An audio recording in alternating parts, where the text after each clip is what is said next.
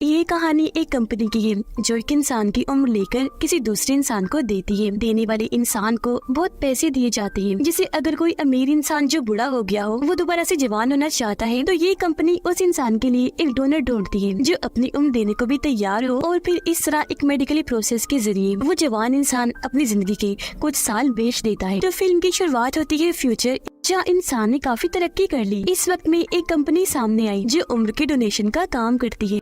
अब हम उसी कंपनी के मैनेजर को देखते हैं जिसका नाम मैक्स है। वो दो आपस में मिलते जुलते डोनर्स को ढूंढता है, क्योंकि ये उम्र डोनेट करने का काम ऐसे ही नहीं हो जाता। जाहिर है उसे ढूंढना मुश्किल है, लेकिन अगर वो मिल भी जाए तो ये उसकी मर्जी है कि वो अपनी जिंदगी के कुछ साल देता भी है या नहीं, और उनका डीएनए मिलना भी जरूरी है। तो मैक्स ऐसे डोनर्स को ढूंढकर उन्हें राजी करने की कोशिश करता है कि वो अपनी उम्र बेच डाले। आज भी वो एक फैमिली से मिलने आया जिनका एक 18 साल का बेटा था, वो भी किसी का मैचिंग डोनर था। वो उसे समझा रहा था कि अगर तुम अपनी जिंदगी के 15 साल दे दो तो हमारी कंपनी तुम्हें 7 लाख यूरो दे सकती है, जो बहुत ज्यादा पैसे हैं जिनकी मदद से तुम कुछ भी कर सकते हो, अच्छा पढ़ लिख सकते हो, अपनी फैमिली की मदद कर सकते हो, इसके अलावा और भी बहुत कुछ। लेकिन वो लड़का सोच भी पड़ गया, क्योंकि ऐसे वो अपनी पूरी जवानी पर बात कर लेगा। पर मैक्स बहुत चालाक था, वो अपने क्लाइंट्स को राजी कर लिया करता था, तो लड़की को भी वो मना लेता है, क्योंकि वो लड़का जानता था कि 15 सालों में मैं 7 लाख यूरो नहीं कमा पाऊंगा। हालांकि लड़के की मॉम को ऐसा करना बुरा लग रहा था, पर वो बेचारे गरीब लोग थे, मजबूरी की वजह से उन्हें ऐसा करना पड़ता है। अब यहाँ उनकी डील पक्की हो गई, जिसके बाद मैक्स अपनी कंपनी में वापस आने लगा। यहाँ की दुनिया हमें दिखाई गई, जहाँ बेचारे गरीब लोग झोपड़ियों में रहते हैं, जबकि अमीर लोग आलीशान घरों में। यहाँ कुछ लोग ऐसे भी हैं जो इस कंपनी के खिलाफ हैं और अक्सर एहतजाज वगैरह करती रहते हैं। कंपनी में आने के बाद यहाँ उनकी काफी बड़ी मीटिंग थी, क्योंकि मैक्स और उसके जैसे कई सारे मैनेजर्स को उनकी काबिलियत पर इनाम दिए गए थे, क्योंकि उन्होंने बहुत अच्छा काम किया। बहुत सारे लोग इनको ला कर दिए। यहाँ हमें कंपनी की हेड भी दिखाई जाती है, जिसका नाम सोफी है, और ये टाइम डोनेशन वाला आइडिया उसका ही था जो आज तक काम कर रहा था। यह सोफी अपने लोगों को स्पीच देती है। उसकी बातें ऐसी थी जैसे इस प्रोसेस में सबका फायदा है। यह कंपनी के बहुत सारे लोग जानते थे कि ये गलत है, पर बेचारे मजबूर होने की वजह से चुपचाप बस काम करती थी। सोफी यहाँ कहती है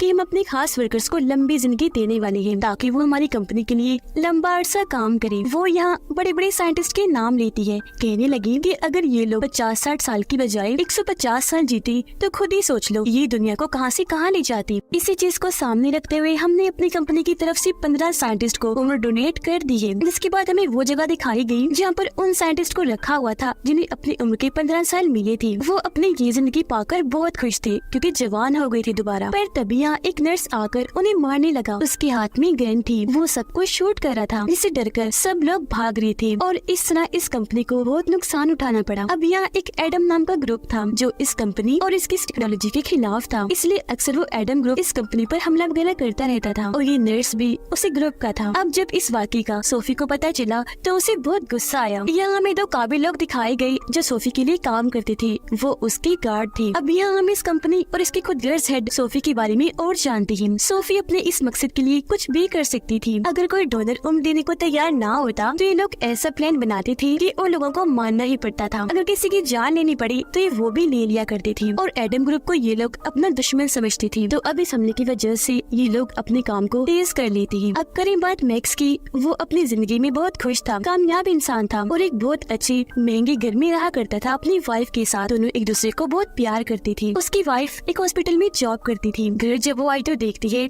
कि मैक्स मेरे लिए खाना बना रहा है, तो वो बहुत खुश हो जाती है। अब ये लोग जिस घर में रह रही थी वो इन्होंने लोन पर लिया था, यानी कर्ज लेकर खरीदा था, पर अभी तक लोन उतारा नहीं था। लेकिन यहाँ मैक्स को यकीन था कि मैं लोन चुका दूंगा, तो वो रिलैक्स रहा करता था। उसे बच्चों का बहुत शौक था, और यहाँ ये दोनों हस्बैंड वाइफ काफी अच्छा वक्त गुजार रही थी। अब उसकी वाइफ अपने मॉम डैड से मिलने उनके घर आई। यहाँ मैक्स की वाइफ के डैड भी उसकी कंपनी के काफी खिलाफ थी, इसलिए उन दोनों की इस बात को लेकर बहस हो जाया करती थी। लेकिन मैक्स अपनी कंपनी को बुरा नहीं कह सकता था। वो चाहता था कि लोग इस बात को समझे कि हम कितनी मेहनत करते हैं। फिर शाम को जब ये लोग घर पहुँचे तो ये देखकर इनकी होश उड़ गई कि हमारी बिल्डिंग में आग लग चुकी है और पूरा ही घर जल गया है। उसकी वाइफ को काफी बड़ा झटका लगा, वो काफी परेशान हो गई। तब मैक्स उसे हौसला देने लगा, समझाता है कि रिलैक्स लो, सिर्फ सामान का नुकसान हुआ है, क्योंकि घर का लोन आग लगने की वजह से इंश्योरेंस वाले दे देंगे। पर झटका तो इन्हें तब लगता है जब इंश्योरेंस वाले ऐसा करने से मना कर देते हैं, क्योंकि उनका कहना था कि आग मोमबत्ती की वजह से लगी और लोगों की लापरवाही है, तो किसी भी नुकसान की भरपाई हम नहीं करेंगे। अब ये सुनकर दोनों हस्बैंड वाइफ काफी परेशान हो जाते हैं, क्योंकि लोन बहुत ज्यादा था। अगर मैक्स सारी जिंदगी में नौकरी करे तब ये लोन नहीं चुका सकता था, क्योंकि ये लोन 2.5 मिलियन यूरो थे। अब ये लोग अपने वकील से मिलते हैं, जो इन्हें बताती है कि अब तुम लोगों के पास बस एक ही सिक्योरिटी बची है जिसके जरिए तुम ये लोन चुका सकती हो। वो बताती है कि लोन लेते वक्त मैक्स की वाइफ ने एक सिक्योरिटी पर साइन की थी कि अगर हम लोन ना चुका पाए तो मैं अपनी जिंदगी के 40 साल बैंक को डोनेट कर दूंगी। ये जानकर मैक्स काफी परेशान हो गया क्योंकि उसे ये बात अब पता चल रही थी। अब कुछ नहीं हो सकता था, ये दोनों फंस चुके थे क्योंकि लोन तो इन्हें चुकाना ही था या अपनी जिंदगी के 40 साल देने थे। तब यहाँ मैक्स कहता है ऐसा मैं करूँगा, अपनी जिंदगी के 40 साल मैं डोनेट करूँगा। पर उसके जैसा मिलता जुलता कोई दूसरा इंसान नहीं था जबकि उसकी वाइफ का था। तो ये दोनों इस वजह से काफी परेशान हो गई। अचानक उनकी जिंदगी इतनी खतरनाक मोड़ पर आ चुकी थी। यहाँ मैक्स फिर भी अपनी वाइफ को काफी हौसला देता है कि तुम परेशान मत हो, मैं फिर भी कोई न कोई रास्ता ढूंढ निकालूंगा। लेकिन जब भी लोग अपने वकील के ऑफिस से बाहर आई तो उसकी वाइफ को गिरफ्तार कर लिया जाता है क्योंकि वो भाग भी सकती थी और बैंक के असूल बहुत सख्त थे। अब जब मैक्स को कोई मदद नहीं मिलती तो वो अपनी बॉस कंपनी की हेड सोफी से जाकर मदद मांगता है। तो वो उसे कहती है हाँ ठीक है मैं तुम्हारी मदद करूंगी। लेकिन 2 हफ्ते गुजर जाने पर भी मैक्स को कोई मदद नहीं मिलती। वो बहुत परेशान हो गया था क्योंकि अब बैंक वाले उसकी वाइफ की जिंदगी से 40 साल ले लेंगे। और फिर आखिर वो दिन आ ही गया। मैक्स अपने वकील के साथ बैंक जाता है ताकि अपनी वाइफ से आखिरी बार बात कर सके, लेकिन उसे इसकी इजाजत नहीं दी जाती और फिर मेडिकली प्रोसेस के जरिए उसकी वाइफ के 40 साल लेकर किसी बूढ़े इंसान को दे दिए जाते हैं। और आज यहाँ उनका लोन खत्म हुआ। अब मैक्स अपनी वाइफ को लेकर घर आता है।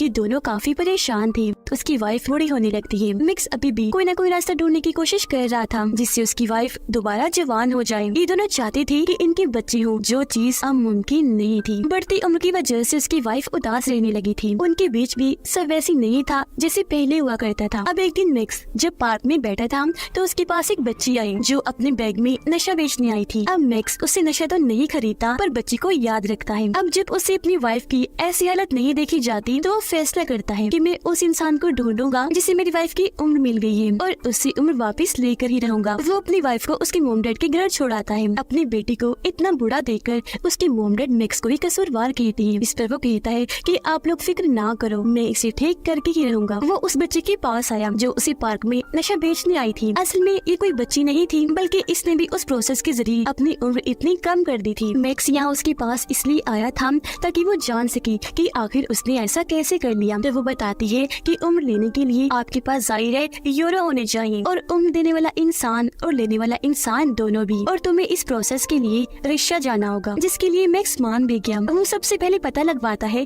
कि वो कौन है जिसे मेरी वाइफ की उम्र दी गई। और जब उसे पता चला कि वो एक औरत है तो ये जल्दी से उसके पास जाकर उसे बेहोश करके अगवा कर लेता है। फिर वो जाता है अपनी वाइफ के पास और उसे सारी बात बता देता है। वो यहाँ मैक्स का साथ देती है। और वैसे ही भला कौन है वो इंसान जो अपने जवानी को वापस पाना नहीं चाहेगा। सब कुछ पीछे छोड़कर ये दोनों अपने मुल्क को छोड़ने का प्लान बनाते हैं। पर जब ये लोग जा रहे थे तो इन्हें पता चला कि ये लड़की जिसे इन्होंने अगवा किया है वो कंपनी की हेड सोफी की बेटी है और मैक्स की वाइफ की उम्र उसकी बेटी को नहीं बल्कि सोफी को डोनेट की गई थी। लेकिन ये बात मैक्स को आखिरी वक्त में पता चली थी, इसलिए वो फिर भी उसे साथ ले जाने के लिए राजी था क्योंकि ये लड़की सोफी की बेटी है। तो हो सकता है दोनों का डीएनए मैच हो जाए और इसमें से मैक्स की वाइफ को 40 साल मिल जाए। अब जब सोफी के दोनों गार्ड्स को सोफी की बेटी की अगवा होने का पता चला तो उन्हें लगा कि ये काम भी जरूर एडम ग्रुप ने किया है। पर ये लोग सोचते हैं कि एडम ग्रुप हमारे लोगों को मारता है, अगवा नहीं करता, तो ये काम उनका नहीं। अपने शातिर दिमाग से दोनों गार्ड्स ये पता लगवा लेते हैं कि ये किसी और का काम है। और क्योंकि इनके पास हर चीज की एक्सेस कंट्रोल था तो बहुत जल्द ये मालूम कर लेते हैं कि ये काम उनकी एक वर्कर मैक्स का है। और वो भला ऐसा करता भी क्यों ना, जिस कंपनी के लिए उसने अपनी जान तक लगा दी उसी कंपनी की मालिक ने उसकी वाइफ की उम्र ले ली। अब सोफी की बेटी को लेकर ये समंदर के जरिए बॉर्डर को पार करते हैं। इन्होंने उसे एक बॉक्स में बंद कर दिया था, पर जब ये पोर्ट इन्हीं बंदरगाह पर पहुंची तो वहाँ सिक्योरिटी काफी सख्त थी, तो ये लोग पकड़े जा सकते थे। लेकिन मजबूरी थी तो आगे बढ़ना भी जरूरी था। तो इस मकसद के लिए वो एक फैमिली का इस्तेमाल करते हैं जिनकी गाड़ी में मैक्स, उसकी वाइफ और सोफी की बेटी थी जिसे इन लोगों ने बॉक्स में बंद किया हुआ था। हालांकि सिक्योरिटी को शक हुआ पर मैक्स सब अच्छे से संभाल लेता है और इस तरह ये बॉर्डर पार कर लेते हैं।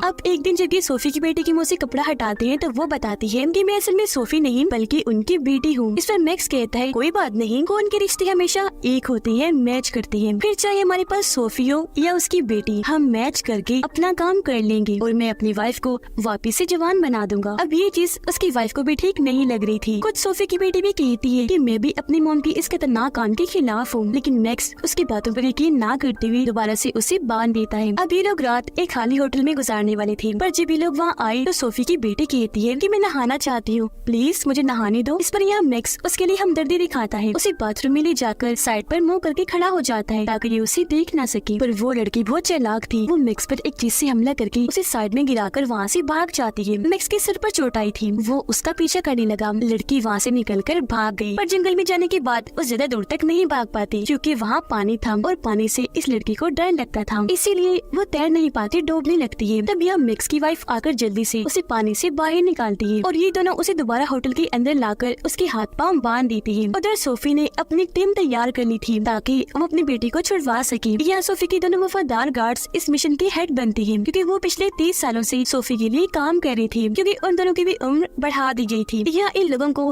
मैक्स की लोकेशन पता चल गई थी कि वो कहाँ है, तो ये लोग अपने सिपाही लेकर उन पर हमला करने के लिए निकल जाते हैं। उधर अगली सुबह होटल के कमरे में एडम ग्रुप और उनकी लीडर आ गई थी क्योंकि उन्हें भी मैक्स की जानकारी मिल चुकी थी। वो तो दरअसल इस मौके की खोज में थी कि उनके हाथ कुछ ऐसा लगी कि वो सोफी और उसकी कंपनी को भारी नुकसान पहुंचा सके, और अब उनके पास काफी अच्छा मौका आ चुका था क्योंकि खुद सोफी की बेटी उनके कब्जे में थी, जिसको बचाने के लिए सोफी कुछ भी करेगी। अब यहाँ एडम ग्रुप वाले और उनके लीडर इन तीनों को ये बंदी बना लेती है। तब यहाँ मैक्स उनके लीडर को समझाने की कोशिश करता है कि देखो हमें कुछ मत करना, हम तो खुद उस कंपनी के खिलाफ हैं। जिस पर लीडर कहती है कि हाँ जानती हूँ, क्योंकि सोफी खुद जवान होना चाहती थी और उसका डोनर, उसकी मैचिंग इस दुनिया में तुम्हारी वाइफ के अलावा और कोई नहीं था, इसीलिए उसने अपने मकसद के लिए तुम दोनों को फंसाया और तुम्हारे घर में जानबूझकर आग लगा दी थी। ये सब होने के पीछे उनका एक पूरा प्लान था क्योंकि अपने मकसद के लिए वो कंपनी वाले कुछ भी कर सकते हैं। और देखो तुम्हारी वाइफ को बूढ़ा करके उन्होंने तुम्हारी जिंदगी बर्बाद कर दी। अब तक मैक्स इस सब से अनजान था, पर आज ये सब जानने के बाद उसे दुख हुआ। उधर सोफी और उसकी पूरी टीम इन पर हमला करने अपनी बेटी को बचाने आ रहे थे, और ये चीजें तो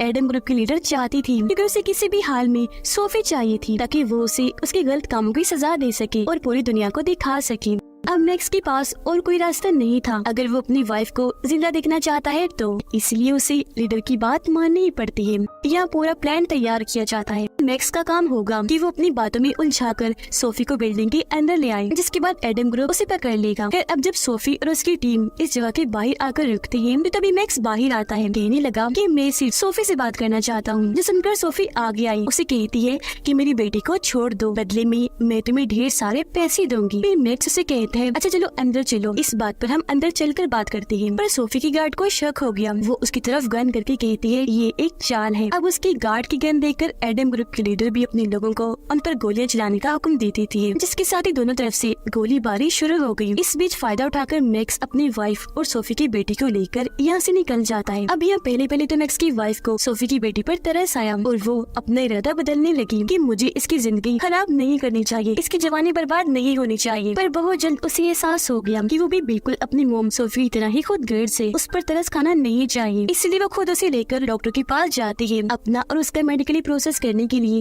जिसके बाद फिर हमें दिखाया जाता है कि मैक्स की वाइफ दोबारा से जवान हो गई है, जबकि मैक्स एडम ग्रुप में शामिल हो गया है क्योंकि वो उस कंपनी को बर्बाद करना चाहता था। सोफी की बेटी अब बूढ़ी हो रही थी, इस वजह से काफी दुखी थी। अगर वो दोबारा जवान होना चाहती तो उसका बस एक ही डोनर था, उसकी मोम सोफी, लेकिन वो तो इतनी खुद गर्ज थी कि अपनी उम्र अपनी बेटी को भी नहीं दे सकती थी। उधर मैक्स अपनी टीम इन्हीं एडम ग्रुप के साथ इस कंपनी पर हमला करने के लिए जा रहा था ताकि कंपनी का जड़ से ही खात्मा हो जाए। ये फिल्म इधर ही खत्म हो जाती है।